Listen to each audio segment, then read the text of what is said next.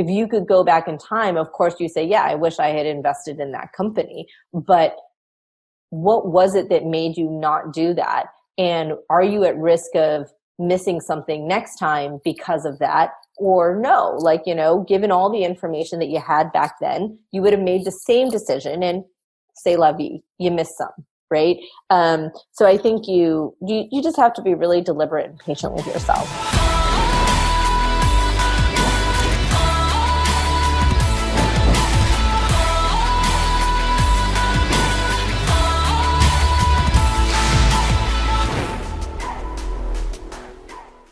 One question that I often receive from new investors is, how do I figure out what area to start investing in? Most people mistakenly think that they need to have deep knowledge in technology or finance in order to invest in startups.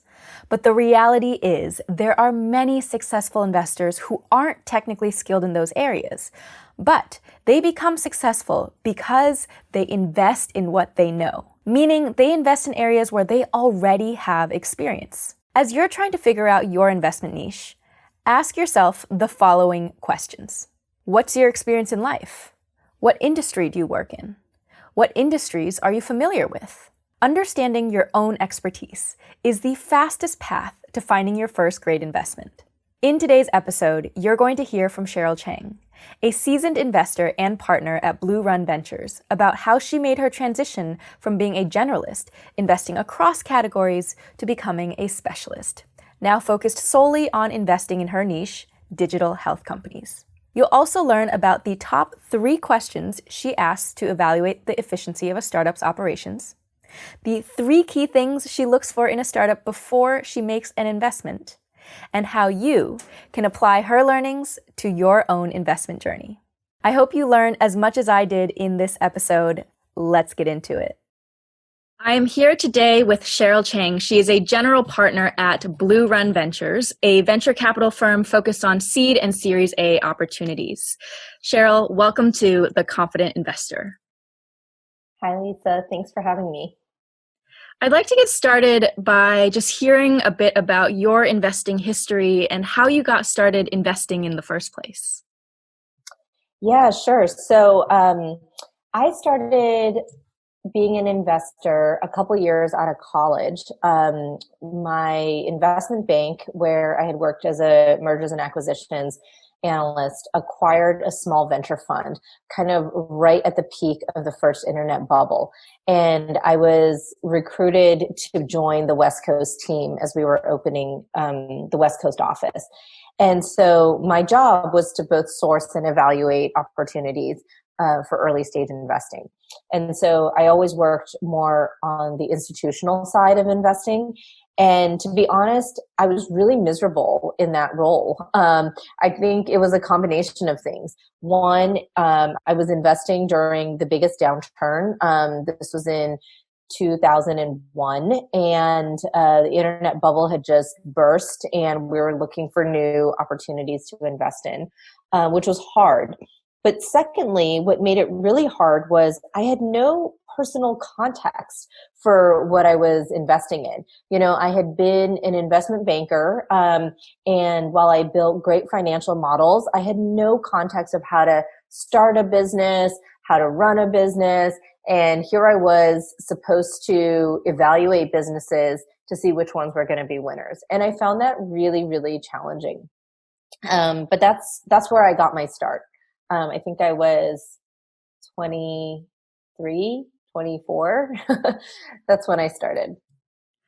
So at that point, when you realized some of the holes in your knowledge, what did you do next?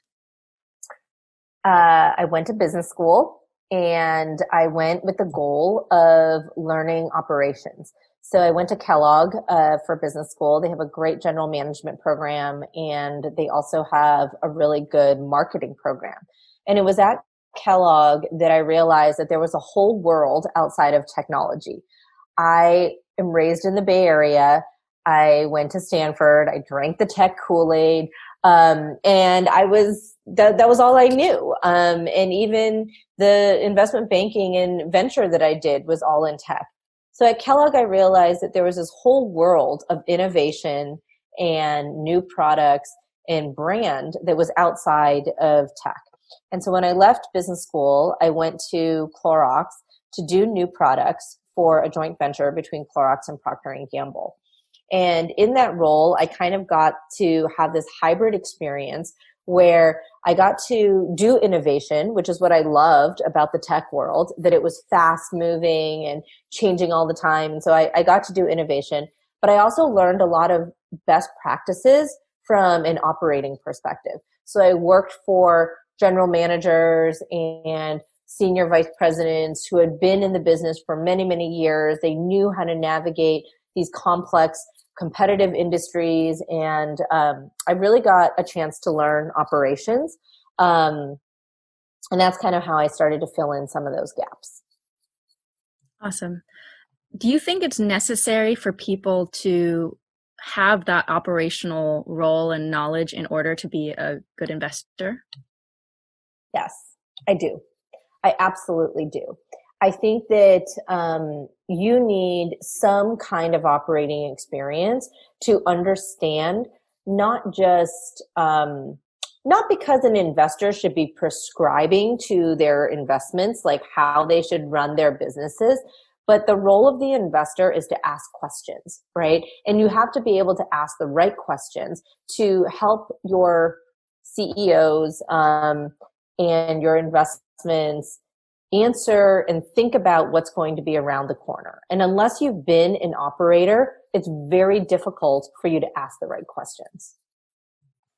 Tell me about some of the questions that you ask now that you think you wouldn't have known had you not had that operator experience. I really dig into, well, how long will this take? When a company is saying, hey, I'm going to launch this new initiative, I'm going to launch this new product, I really dig into how long is it going to take, because there's generally a cross-disciplinary or cross-functional element to anything that is complex. And so really understanding what it will take from an operations perspective and a team perspective to launch a new product, to launch a new campaign, I really want to understand that. I also ask questions about trade-offs. So if you do strategy A, what are you giving up? And why are we choosing strategy A over B over C? What are those trade-offs? Because those are really important to understand, because startup world is all about timing in a lot of cases. Very few startups are inventing the next molecule that's going to cure cancer. It's not always about science or even some breaking edge technology IP that's never been invented before. Most companies, the live or die is more around market timing and go to market strategy. So asking a lot of questions around that is where I spend most of my time. I also ask a lot of questions around a team's culture and how the team is doing as a company is growing, even from a culture and mental health perspective. Because what I've seen is that when you take cross-functional teams, people come from a very different perspective. If you're engineering, if you're sales, if you're marketing, and making sure that the teams are talking to each other in a healthy way. And as the team is growing and injecting, new team members and new DNA into the organization, making sure that the wheels don't fly off the car as it's going really quickly becomes really important. So I spend a lot of time in those areas when I'm working with my companies. Yeah. I think those are all really important because they're not necessarily things that you can gauge just by looking at their pitch deck or that initial meeting that you have with them, right? Not at all. Yeah. And to be honest, I invest in seed and Series A, right? So these companies are very, very young. Most of the time, whatever financial projections they've shown me in their pitch deck, I discount them. And it's not because I think that a founder is lying to me. I don't. I think they genuinely are hoping that they hit that plan. But I know that along the way, there are twists and turns and dark days and amazing days. And I really don't take their financial plan at face value because I know a lot's going to change. And what is it that excites you most about being an investor? I love knowing that if we do well, and I mean, we as the investor and we as the founding team, we have a chance to really change industries. So I invest in digital health. And for me, digital health is an opportunity to provide access and quality of care for millions of people who might otherwise not get it. And that's really important to me personally, because health is something that money can't even always buy. And so it's important to me that the companies that I invest in have this similar mission, even if they're doing healthcare in different areas, right? Like it could be diabetes, it could be mental health, like they could all be very different. But the idea that they're all moving towards changing the quality of somebody's life and also therefore somebody's family's life as a result is super rewarding and exciting for me. Awesome. Yeah, I think that's really important to point out is that investing in startups isn't something that's just a financial return, that it is absolutely a way for you to leverage your capital to create the change that you want to see in the world and be a part of that entrepreneur's journey. And I know that you started as a generalist in investing. So you invested across multiple different industries, but have now focused exclusively on digital health. Talk to us about your investment thesis as you've grown as an investor. Yeah. So when I first started investing, you feel this incredible weight of, oh my gosh, I am deploying teacher pension retirement money. I am deploying, like it's somebody else's money, right? And for me, I feel an incredible weight that like I better return your money. If you give me this money, I need to give you that and more back. Um, and so I talked to a lot of investors who came before me and were very successful. And I asked the question, should I be a generalist or should I be a specialist? And it's a really hard question to answer, to be honest, because if you're a generalist, you have the ability to invest regardless of which market is in vogue those years, right? So sometimes enterprise software is hot and you can be investing in that. And sometimes it's consumer and that's hot. And so you want to chase that. But what I found was difficult about being a generalist was I knew enough to be dangerous, but not enough to add a lot of value. And that really concerned me because I didn't go into my conversations with founders very confident that I could ask the right questions.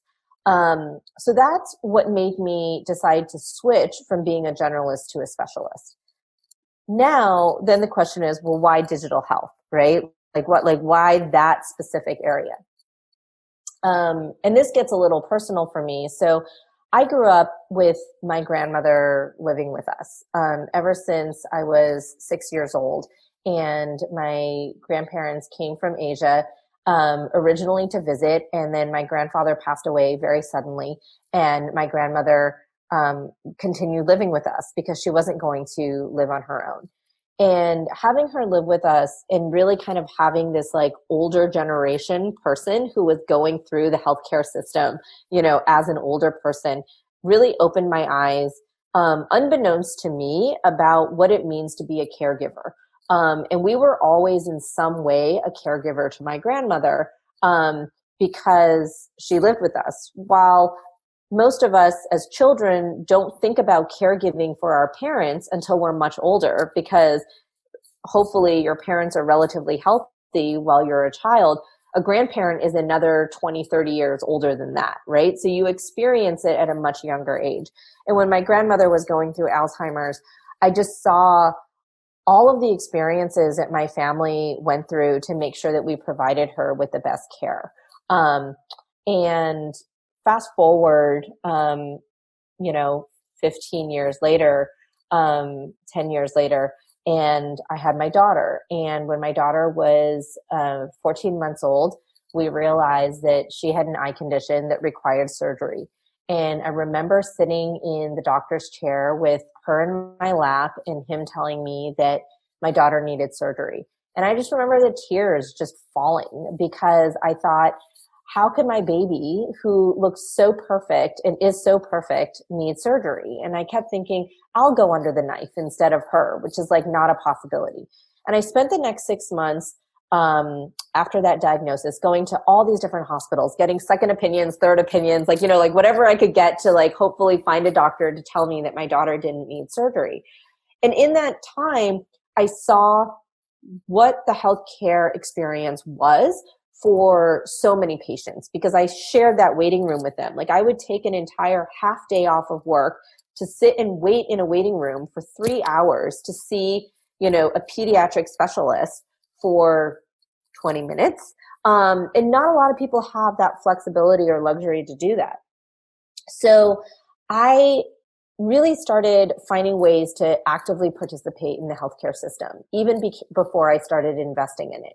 So I joined the board of the Ronald McDonald House, where we had a chance to house families who were coming to Lucille Packard and UCSF Benioff for critical care treatments for their children. And I started to see all of these orthogonal and adjacent areas to healthcare that were not really about the four walls of the patient experience when they were in the hospital. And those were the things that really solidified my commitment to investing in digital health, because I really believe that digital health, unlike life sciences and biomedical, allows us to think about the entire patient in their life's journey in healthcare. And so I don't need to have an MD, PhD to look for opportunity areas where we can really deliver outsized returns and patient outcomes for families and patients using digital technology. So it's been a combination of things, things that I've experienced myself and areas where I started to realize that I could leverage that generalist network that I have and the technology network that I have to help shepherd early stage digital health companies in a way that maybe I wouldn't have realized when I was younger if I hadn't gone through some of those experiences. Yeah, I mean, I think one point that you touched on near the end that was noteworthy is that you don't need to have an MD or PhD to be able to spot those opportunities. And I think oftentimes, especially new investors, they feel like they don't have enough knowledge, they don't have enough experience, they don't have enough XYZ, and so they never start. And I think that what your story has shown is that part of it is really this personal passion as a result of your own experiences that said, I want to go in and make a change. I want to do something about it. And then seeing like, how can I do that? And of course there are ways, one, you could have gone into the medical system itself, but then there's this other opportunity with investment, which is really why it's special, is that you can choose areas that you do feel passionate about and make a difference with the way that you invest your money. Yes. So one thing I would clarify is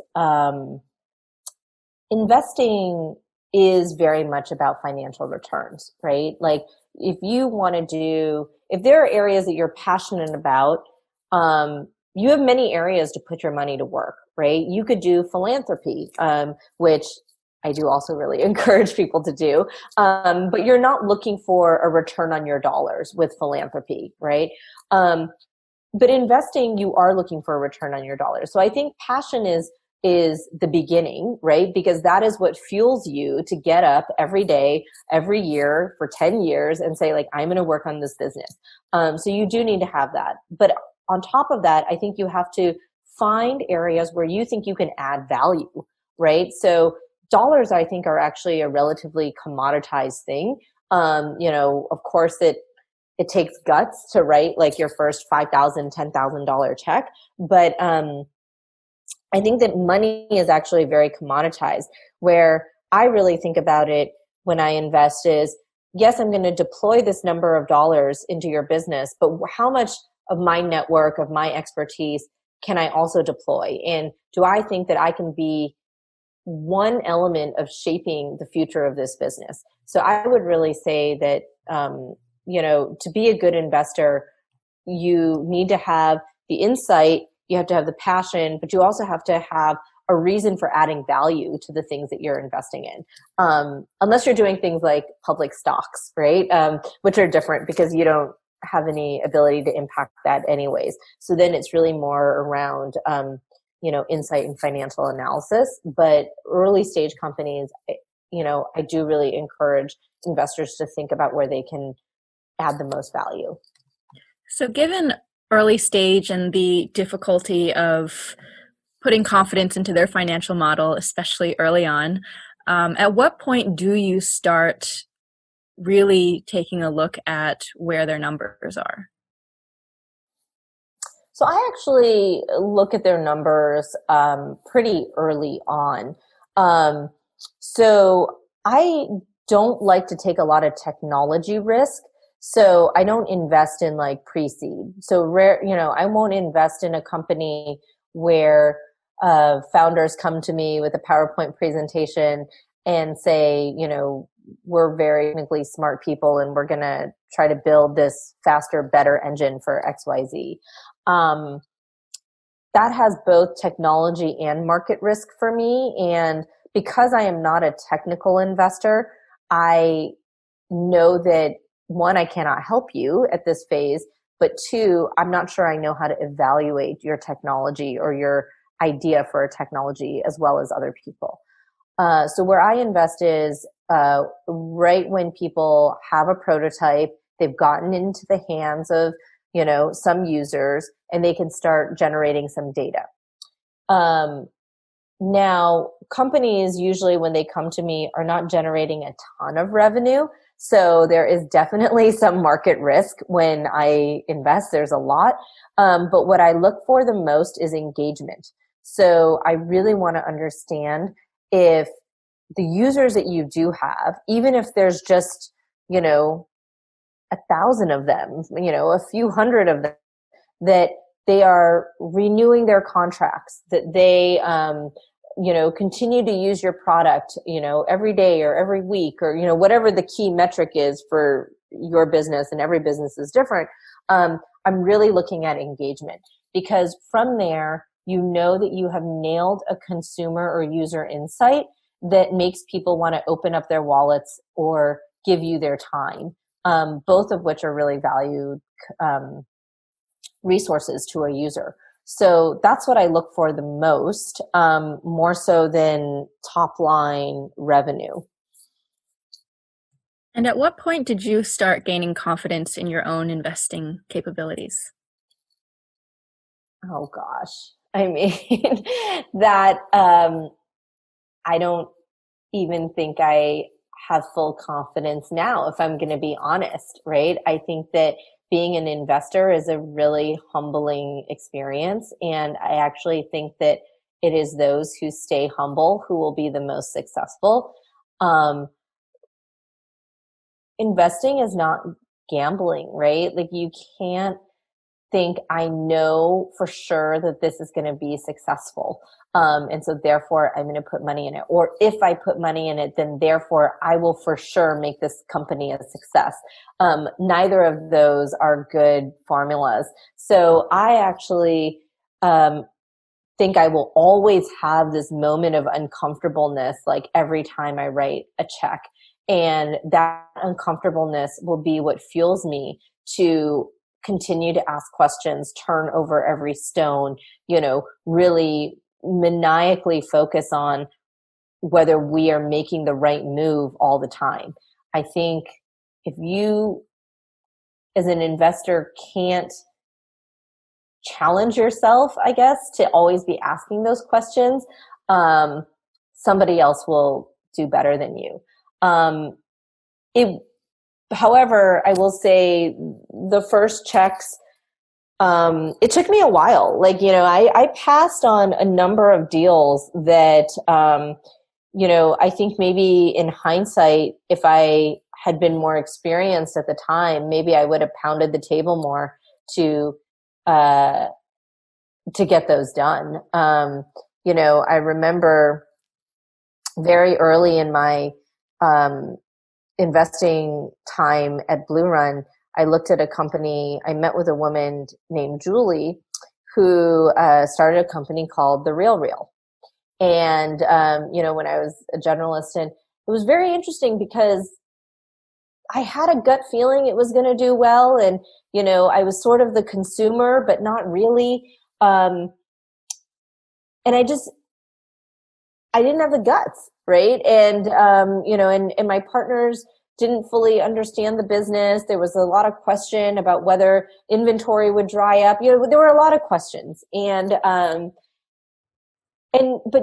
Julie was a force to be reckoned with. Like she was incredible. And there was a part of me that maybe if I'd had more experience, I would have leaned in a little bit harder and done that deal. And it's a public company now, so companies like that, I do think about. I look back and think, maybe I should have invested in them. But there's also a lot of others that I'm glad I didn't. So it's hard to look back and know. What is it about Julie, that founder, when you say that she was a force of nature? What are some of those qualities that you look for?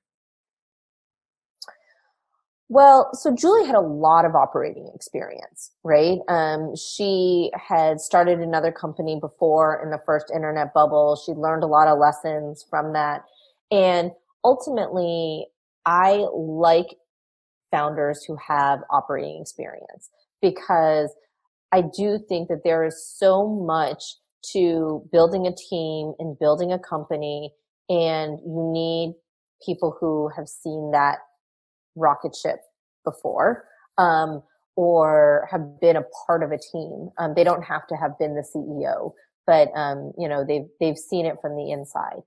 Um, she also just had this determination, right, from her first company, that she was like, I'm going to do it better this time. And you could just see it in her eyes that like she was hungry.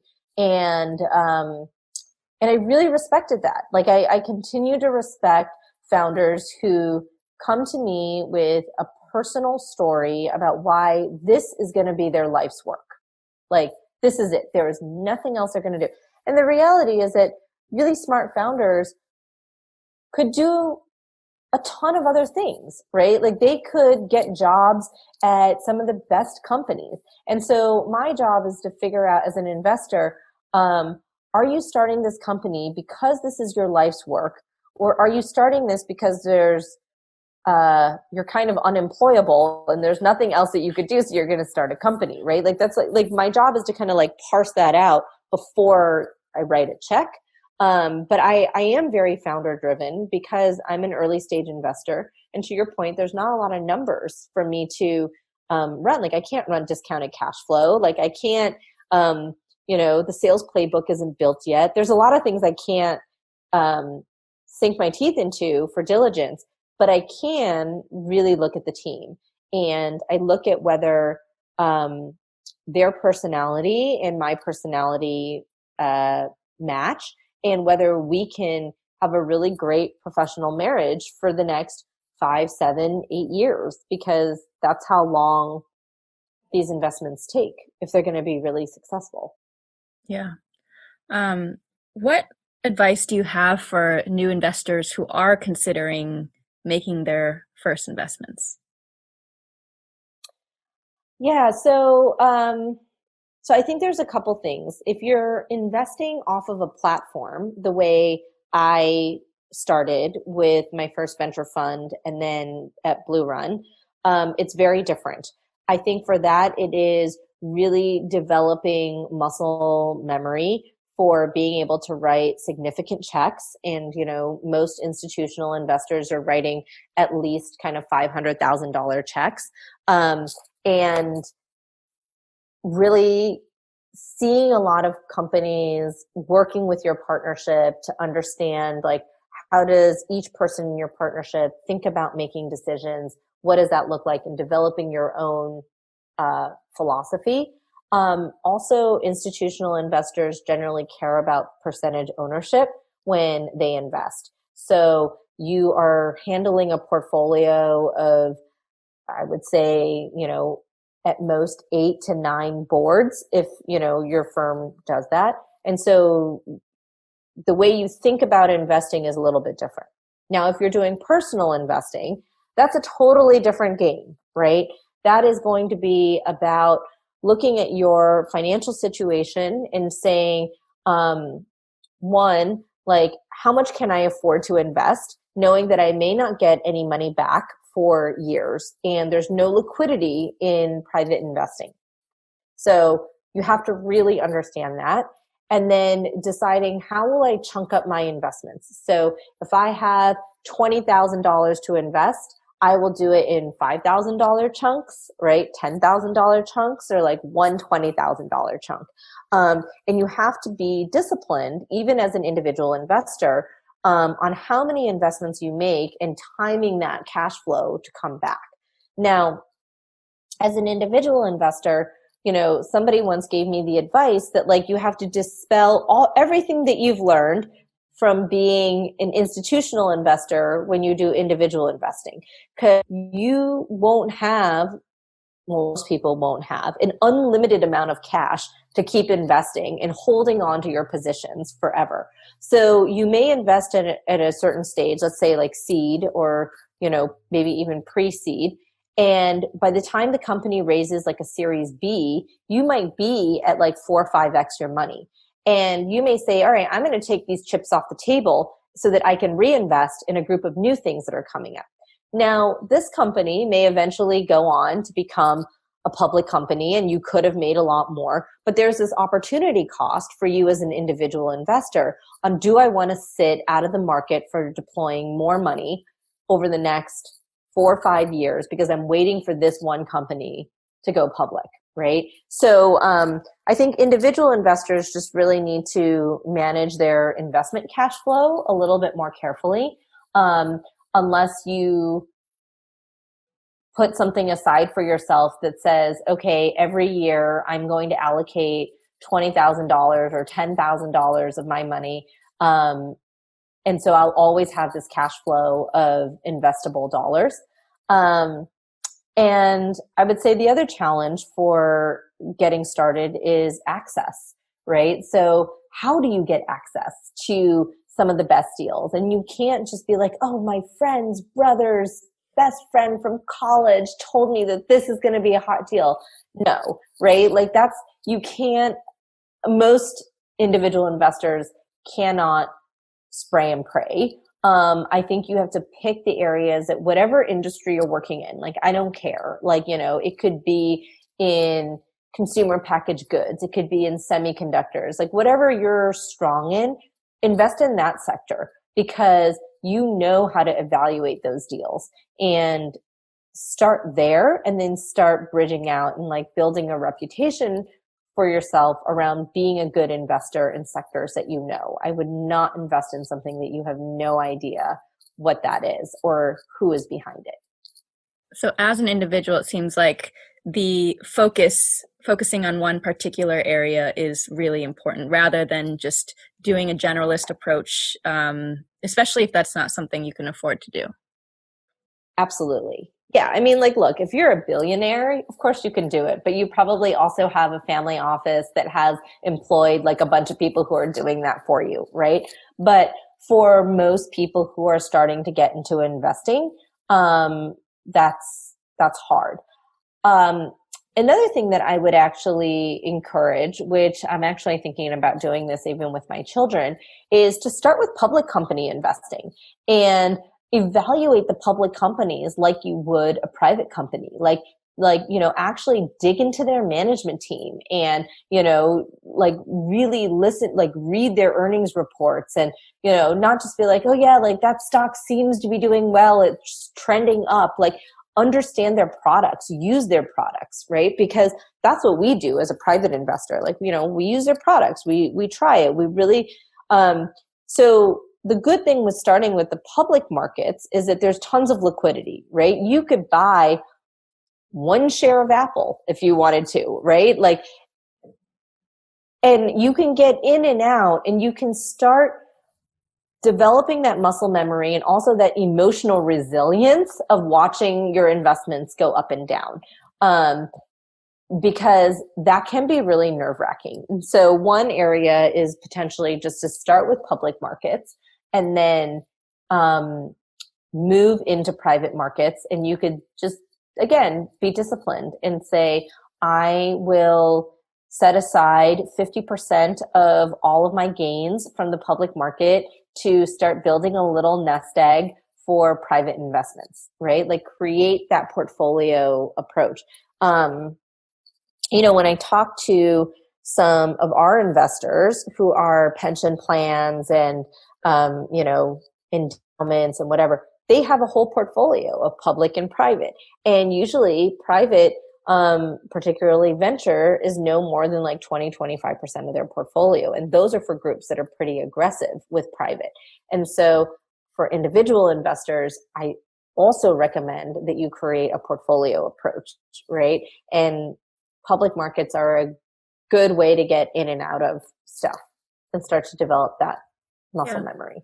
I really like that approach and that framework of looking at it. And to your point of learning to develop that emotional resilience when you watch yourself lose money, and seeing how you feel with it. But I definitely think that's a muscle to develop. Yeah, and I would say, the other thing is, look, I'm the daughter of immigrants, right? And, my family had to rebuild like all of their wealth, twice over, once when they left China to go to Hong Kong, and then like again when like my parents decided to come here. And so it's hard for minorities and women and, immigrants to think about investing because you are risk averse, because even being in this country was risky, right? It's not, the opportunities that I have in my life are because my father played it pretty safe. Like, he's an engineer and he took a really steady job to make sure that there was a foundation that was built. So I understand that it is really difficult for people who are starting off to invest to develop that confidence. And I want to see that happen because that is where you can generate outsized returns relatively quickly, right? But you still have to be disciplined in doing it. And, you have to be willing to take risk, but be smart. Can you tell us about some of your most successful investments and walk us through your thought process of what led you to make those investments, what sort of ROI you saw from it? Yeah. So I invested in a company called Hello Heart a couple years ago, was when I officially invested. And I had known the CEO for almost 3 years before I invested, which is a really long time. When I first met her, I loved her from the beginning. Her story was amazing. The mission of what she was building, which is a little bit different now than when we first met, was incredible. But I didn't like her business model. And I told her, right, I was like, I love you. You're a great operator, but we don't love the business. So I said, we're not investing. And she came back a few months later and she said, yeah, our business is not specific enough. So we've now decided to pivot and focus exclusively on heart health. And I said, that's great. I love that. Hypertension management. 1 out of 2 Americans are hypertensive. The problem's not going away. I was like, I love that. And I said, but I still don't like your business model. You're going direct to consumer. I think this is not going to work. Americans are not used to paying for healthcare. So I pass again. And she said, all right, I get it. I still want to stay in touch. And I said, I'd love to stay in touch. And so, we did. We continued to see each other on and off. She gave me updates. And then she came to me a few months later and she said, we're going to sell to self-insured employers. So we figured it out. We're going to go through enterprises. And I said, I love that idea, right? Like, I was like, that's perfect. And I said, show me a contract, right? Show me that you can actually sell one. And she was like, well, we're in conversations. I'm like, I know you're in conversations. I was like, but I want to see one. Like, I want to sign contract. So 12 months after that, she pings me 3 days before Thanksgiving and says, hey, I signed one Fortune 500 company, like you told me, the one that you wanted to see, and I signed 7 more. She said, do you want to invest now? And I was like, I absolutely want to invest now. And so over Thanksgiving, we did the deal. And it's been incredible. But so why was that successful? It was successful because I had to exercise a lot of patience the whole time, knowing that I might lose the deal forever because she could have gotten fed up with me. She could have taken money from somebody else. Someone else could have jumped in, or I did. And I was really relying on the fact that every time she needed help and reached out to me, I helped her. I really tried to build a personal relationship with the CEO and stay close to the business. It was risky because I might not have made it, but I had to think about when was the right time for us to invest in this business. And the first 2 times that we had the opportunity, it was not the right time for us. It was also successful because by spending time with the founder and watching the space, I got to see what were the proof points I needed to be able to jump in. And by being steeped in the space, I was able to jump in a little bit sooner than maybe some other investors would have if they hadn't spent as much time in the area as I had spent getting to know the founder and the company. So I think doing your homework and not feeling rushed is really important. And as we started the relationship, right? Like the relationship just starts when you write the check. I felt like we were a team from the beginning, and I could ask her any questions. She could come to me with anything like concerns that she had, and we would tackle the next round of funding together. We would tackle hiring and firing people together. And you have to build that trust. So again, like, I'm an institutional investor, so I'm on the boards of these companies. So it's very different than if I had been an individual investor.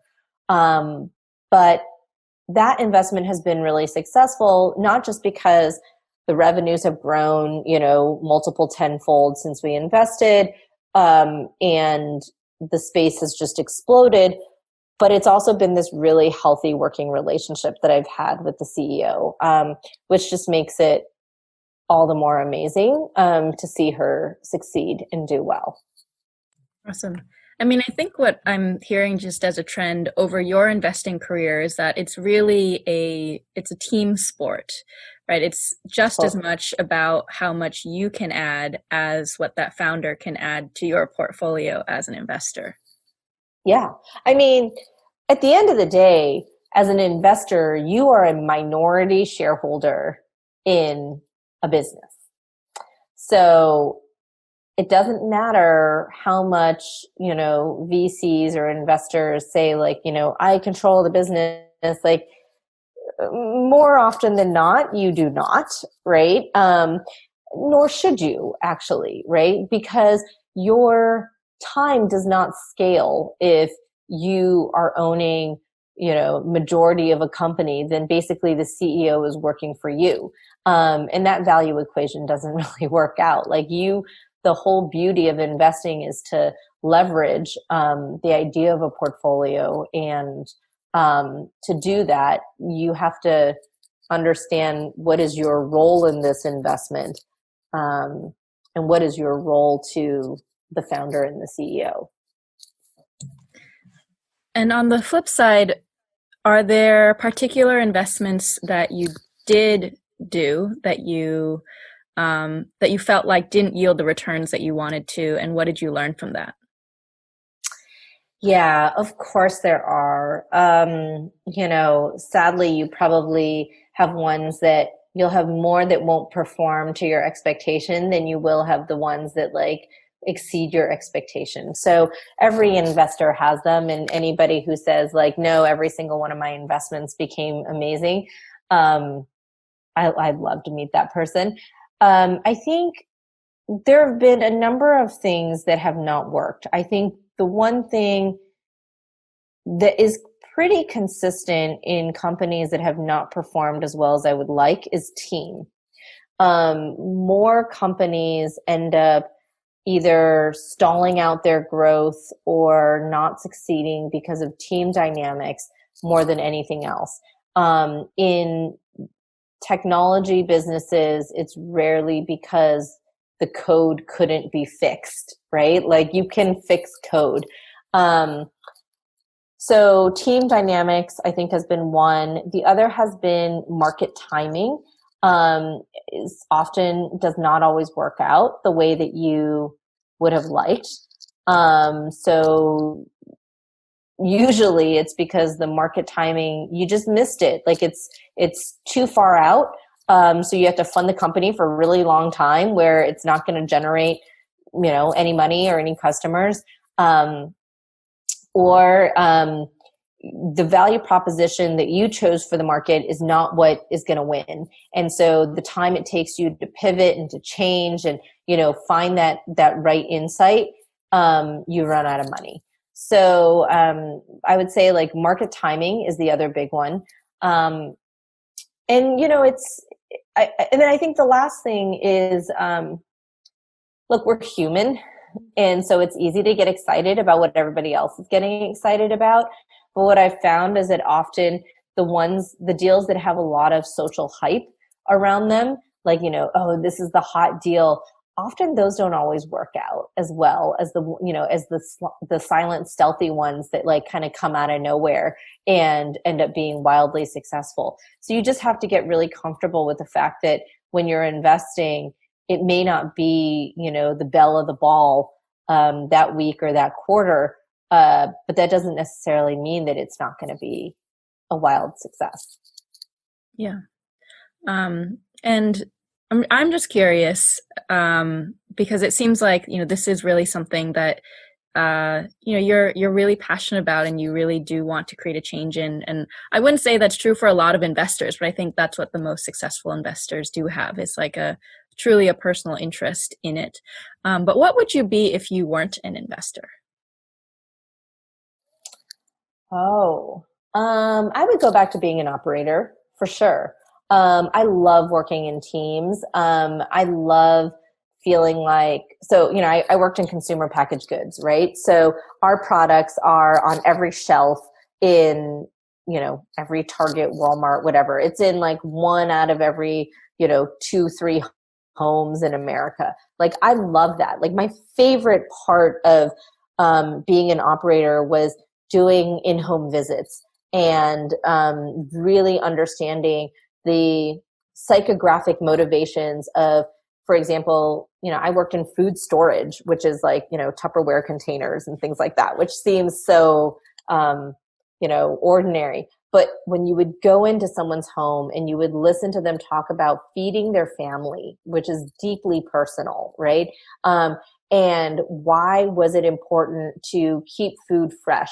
Was it because they didn't have a lot of money and they had to make every meal last as long as possible? Or was it because, they were working night shifts and this was their way to cook a meal and have it prepared so that their children could eat even if they weren't there to eat with them?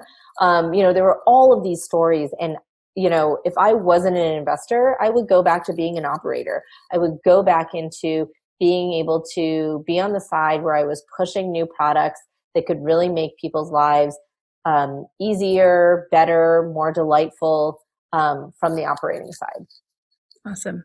What I really love about just this entire interview is that contrary to a lot of the way that people look at startup investing, the way it's portrayed in the media is that it is all about hype and trends and the next hottest investment.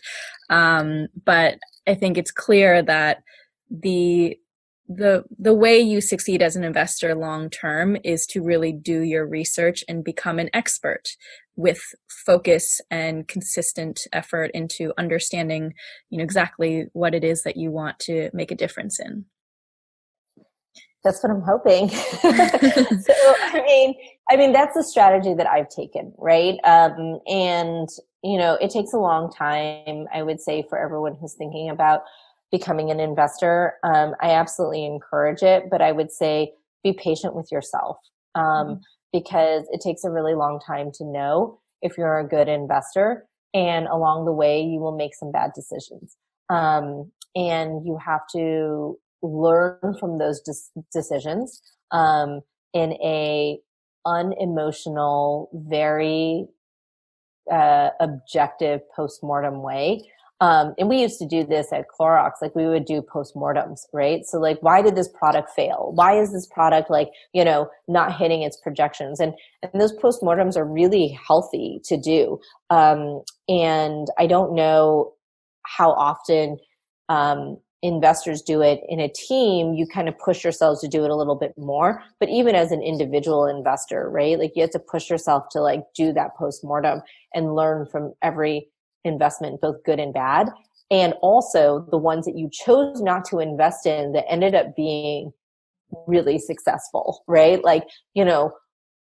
If you could go back in time, of course you say, yeah, I wish I had invested in that company, but what was it that made you not do that? And are you at risk of missing something next time because of that? Or no, given all the information that you had back then, you would have made the same decision, and say la vie, you missed some, right? So I think you just have to be really deliberate and patient with yourself. But yes, you do have to be passionate about your space, because you're waking up every day to work on it.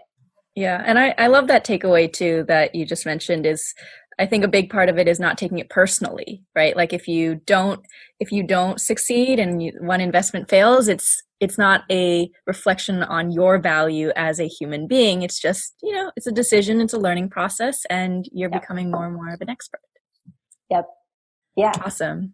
Any last takeaways you'd like to leave our audience with? I think you just need to go out and try it, but it has to feel right. I think investing is a really personal thing.